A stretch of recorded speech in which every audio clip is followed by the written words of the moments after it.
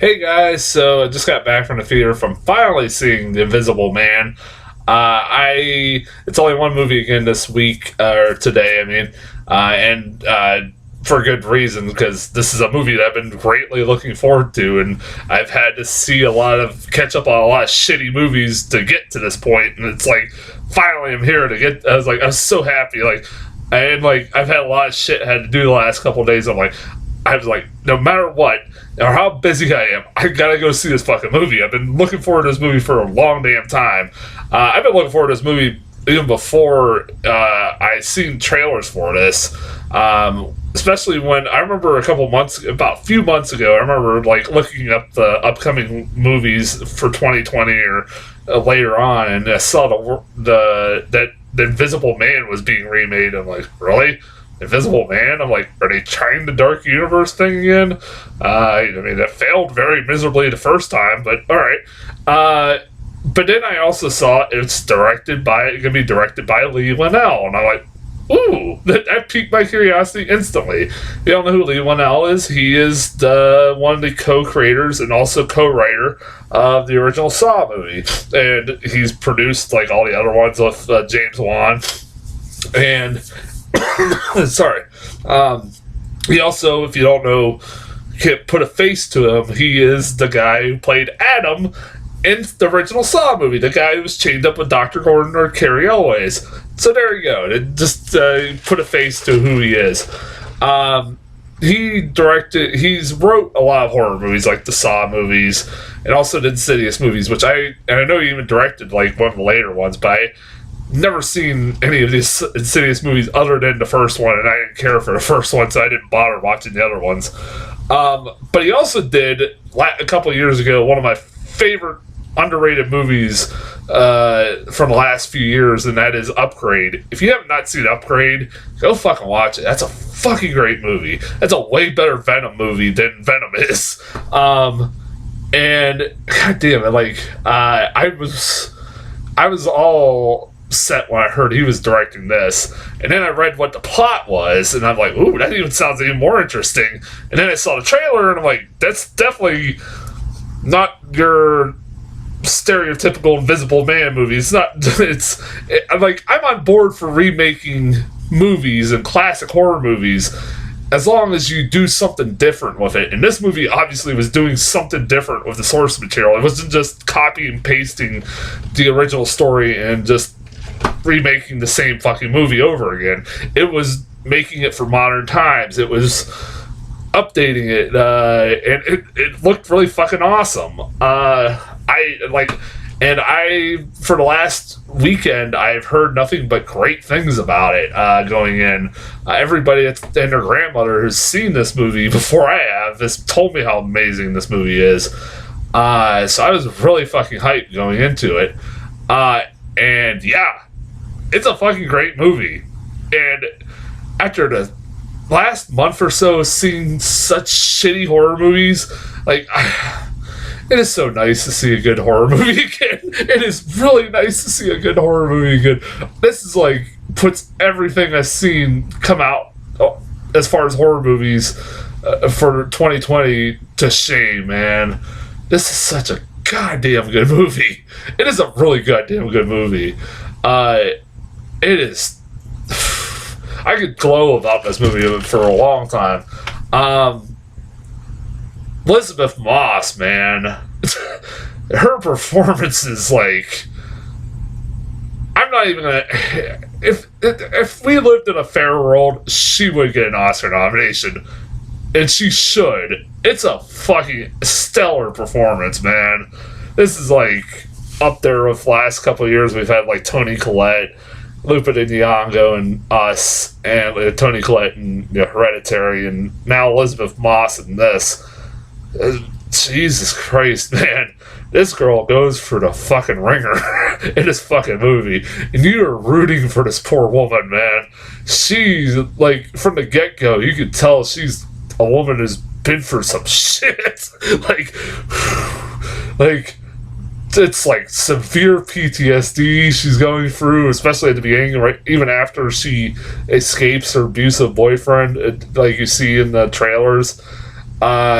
she's still going, like, she's afraid to even go outside. She lives with her friend, who, and his daughter, and she's afraid to even go outside because she thinks that her boyfriend will find her there outside if she goes anywhere, even to the fucking mailbox.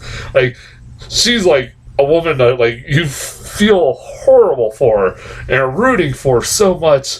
And it is also, you don't have a hard time believing that people think she's crazy because it's Elizabeth fucking Moss. Because Elizabeth Moss, man, I love her to death. I think she's everything I've seen her in so far. I've never watched The Handmaid's Tale. I never really watched Mad Men. But everything I've seen her other than those fucking things, I've loved her. Everything I usually see her in. And this is a fucking breakout performance, like star performance for her as far as like major films go. And goddamn, she's really great in this movie. She is like, Jesus. She makes this fucking movie even better than it already is. I thought even like a lot of the rest of the cast was pretty goddamn good. I liked the black guy that she's living with, and his daughter. His daughter is like, I recognize her from somewhere. It's like, oh yeah, that's the Zendaya's sister, the actress Zendaya's sister. And Euphoria, if anybody's watched that show, and I'm like, oh yeah, it's like, is that her? And I was like, I feel like I'm racist if I'm wrong if I say I think that's her, but then I looked up, yeah, that is her. So okay, cool. I thought I recognized her, and she's really good in this movie. As like this, she has like her and her dad have this bond with Elizabeth Moss, and she's lived with them for about 2 months. And they have, like, you feel this bond with all of them, and I liked the dad character. I thought the black character, he was pretty funny, really fun, good character. I thought this movie really does atmosphere, sound effects, mood, everything very fucking well, man. This movie makes the sound of footsteps terrifying. I've never thought I'd see that. There's multiple times where you don't see anything on the screen because obviously it's invisible, but you hear footsteps, so you don't know where the fuck this guy's at, and that's terrifying. You're like terrified for these characters as you're watching this, like, God damn, where the fuck is he? Because there's like multiple times you don't know where he's at. You know he's somewhere, but you don't know where. And man, I also give a lot of the actors a credit, man. They do go for the ringer, or they do a lot of they get their asses. A lot of characters get beaten up, pulled around by nothing, and I imagine a lot. It looked a lot of like, I don't know how much of it was CGI. I'm sure some of it was, but some of it looked like it was pretty practical stunts. So I hope it was. If it wasn't, then the CGI was really fucking good. It looked really well done. It's a Blumhouse movie, so I don't think they had that shitload of budget, especially after fucking the Mummy in the Dark Universe experiment. Like I said, the atmosphere, like, I love the opening scene of this movie. Opening scene of this movie was fan-fucking-tastic, and one of the most intense opening scenes I've seen in a while. It's where she's trying to escape, like, sneak out of her abusive boyfriend's house while he's asleep and try to escape and get out of there. And it's really goddamn good and effective. Like, man. And it's like a lot of the time, all you hear in the background is the noise of like waves crashing outside because they live right next to the ocean. And it's like really effective, and the score is really fucking good in this movie. I love the score of this movie. Goddamn, like, a lot of this movie's so good, and fucking, I don't want to spoil too much of it because it's like, I don't want to get into plot details because there are twists and turns throughout this fucking movies. There's some interesting twists and turns that this movie goes fruit. I was like, wow, I didn't see that coming. Especially that fucking one of the best scenes of this movie is that fucking dinner scene. You see it in the trailer briefly, where she meets with her sister. I'm not going to spoil it, but Jesus Christ, that scene did not go the way you think it's going to go at all. Because, like, it's the whole point, like, they meet out in public. It's when shit's really hitting the fan. She has her sister meet her out in public, and you think, you know, they're safe, they're out in public, and they're in a very public place. Nothing can go wrong, and you've kind of given a sense of false hope, and that nothing will go wrong, and then one of the most gut-punching scenes I've seen in a while fucking happens. Man, that scene was, that was brutal. Like I said, there's multiple twists and turns in this movie that's like, made me go, what? Like, there's a reveal of what's about a secret, that it's hard to explain without spoiling it, but something gets revealed about Elizabeth Moss midway about halfway through the movie, and I went, what? I said, what? I said, oh my god. Like, there's a lot of, I love this movie. I don't want to spoil it, so I won't. I will say, if there's anything I can complain about, there was like a couple of stupid moments in here and there, but nothing that took me out of the movie. Like, my favorite, there's one scene in particular I can name off the top of my head. There's that scene where Elizabeth Moss, her whole life is just starting to crumble, and she's just breaking down, crying and bawling and like on the floor, and the guy she's living with, the daughter walks in on her, and they have this really nice, touching scene where the daughter's trying to comfort her and say, hey, let's have a girls' night. Let's go eat some cake and just have some fun. And she's like, yeah, that sounds like a good idea. And then they're looking, okay, I'll try to frame this scene for you. So they're both like about a little bit far apart from each other. They're sitting on the floor far apart, a little bit far apart from each other, staring at each other, face to face, right?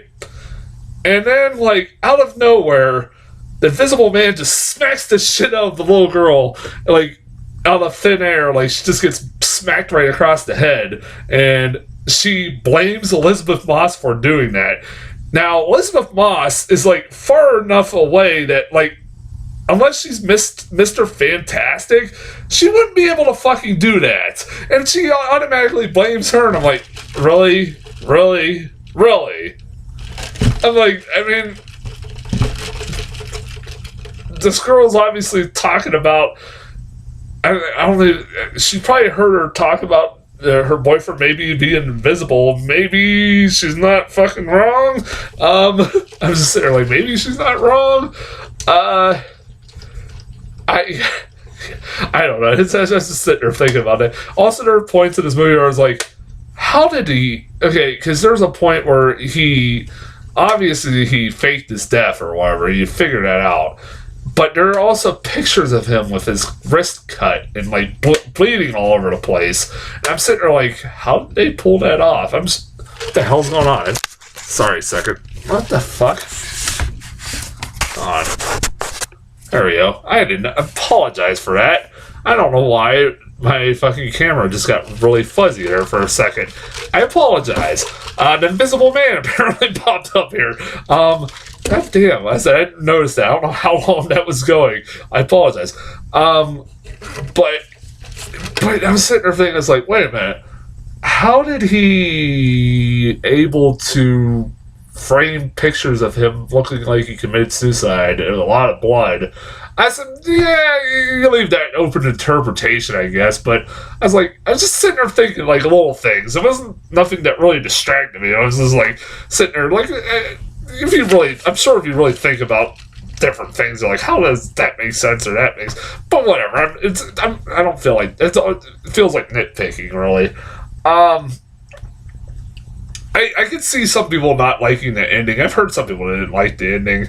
I thought I was kind of mixed coming out, but then the more I thought about it, I was like, yeah, it was a pretty goddamn good ending. It's a very satisfying ending for especially what this girl goes through. I mean, I if it would not ended any other way, I would have been probably kind of pissed.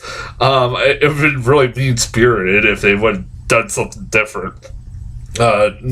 It's kind of a happy ending, but not. Yeah, it is mostly a happy ending, I guess. I really dug the hell out of this movie, man. I really fucking did. I really recommend it. If you haven't seen it already, I know it did really well at the box office. I'm glad it did. At least good horror movies are doing good, and like shit like Turning and what other fucking horrible movies coming out of the last, like The Grudge, The Turning. Even The Grudge wasn't that bad, but what's another fucking bad horror movie? Oh, Brahms the Boy 2. They are not doing good, but this is doing good, and that makes me so happy, really happy to hear that good horror movies still make money. So trailers, Candyman, the new Candyman movie. It's gonna star Tony Todd too, even though like they have a over-modulated voice for him in the trailers. I'm hoping that's not the voice they do. He's scary enough, and this doesn't sound scary when he's doing that voice. He's a terrifying looking dude, a terrifying sounding dude. I'm really excited. I like the first. I really did love the first Candyman growing up, and I hadn't seen it in a long time. I just recently got a chance to go back and watch it. It's a really goddamn good movie, really good horror movie, really underrated one. And yeah, it looks like it's gonna be fun. I'm on board for this, but one thing that did bug me, like I did like that they're playing the original score, pieces of the original score of the film in the trailer, and like, that's really cool. But then they're also playing like little snippets of Destiny's Child, "Say My Name, Say My Name." And I'm sitting there like, really? They're playing "Say My Name." This is not fit a horror movie at all. Come on. Like, that is so fucking. God, that was really bad. And then I got a new trailer for The Hunt. I'm just really looking forward to whenever this movie finally comes out. It's coming out in a couple weeks. This movie don't look really that good. This is the first trailer where really it's obvious the political message. Honestly, I didn't really see much of the political message everybody was talking about in the first couple trailers, but this one you definitely do, where they're talking about, oh, it's the liberal elite are hunting good people like us, average people like us. And I'm like, it's not really necessary. It's like, just make a movie that's basically just a remake of the fucking Most Dangerous Game. That's all you need to do. You don't have to add political subtext to it, but I don't know how it will go. It's stupid that it was fucking censored in the first place. I mean, whatever. Like, Dinesh D'Souza fucking makes stupid shit like he does, and he's allowed to make films that are supposedly documentaries, but fuck the Hunt, man. It's the most dangerous. It's like, it's up there with the supposed threat of the Joker movie. Like, it's not realistic. Nobody's really gonna be influenced by this movie to go out and kill Republicans or whatever the fuck the fear is. That's coming out in a couple weeks. I'll be reviewing it. I bet you this movie isn't even that worth all this time talking about. I guarantee it. I've heard early advanced screens that were saying it was crap anyway, so I don't know. Yeah, so that's as far as trailers go. What's this week? The Way Back and Onward. Both look pretty fucking good, so yeah, we'll be on. Should we get two decent movies coming out next week? So until then, I will talk to you guys later.